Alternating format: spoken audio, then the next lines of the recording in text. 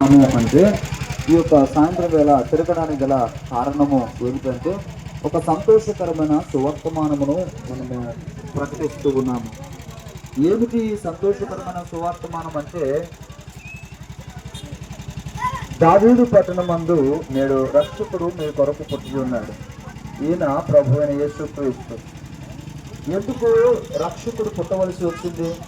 ఈ లోకములో శరీరరీతిగా గ్రామాలను కాయడానికి, పట్టణాలను కాయడానికి రక్షకుడు అనేవాడు ఉన్నారు.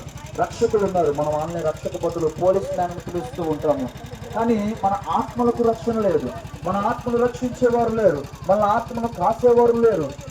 ఈ ఆత్మ చనిపోయిన తర్వాత అయితే స్వర్గానికి లేదంటే నరకానికి వెళ్ళవలసిన పరిస్థితి ఉంది. మనము గనక మంచి పనులు చేస్తే మోక్షానికి వెళతాము, స్వర్గానికి వెళతాము. అలాగనే చెడ్డ పనులు చేస్తే నరకానికి వెళతాం అనే విషయము మనందరికీ బాగా తెలుసు.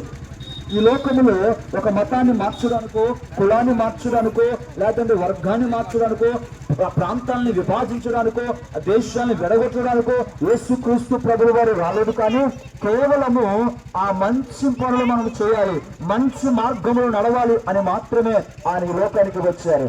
ఆ మంచి మార్గమును ఆయన ప్రకటించారు. నేనే మార్గమును, నేనే సత్యమును, నేనే జీవమును అని ఆయన చెప్పారు. ఎవరైతే ఆయన యేసుక్రీస్తు ప్రభువు వారిని నమ్ముతారో, ఆ మార్గంలో నడుస్తారో, ఆ మంచి పనులు చేస్తారో వారందరినీ కూడా పునరుద్ధాన దినమునందు ఆయన లేపుతారు. తిరిగి ఆయనతో పాటు కలిసి మనము ఆ రాజ్యంలోనికి వెళతాము.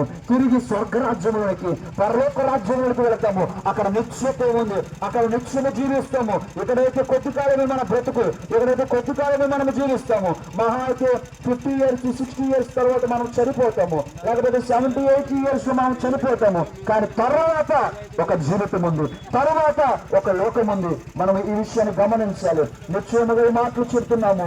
ప్రియమైన దేవుని బిడ్డలారా, ప్రియమైన గ్రామ ప్రజలారా, దేవుడు మిమ్మల్ని ప్రేమిస్తున్నాడు. ఈ మంచాడ గ్రామంలో కూడా యేసుక్రీస్తు ప్రభువు వారు వచ్చి ఉన్నారు.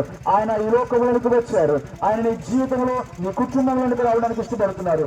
నమ్మినట్లయితే నిత్య జీవమైన ఇవ్వడానికి ఇష్టపడుతున్న దేవుడు ఆయన. హల్లెలూయా.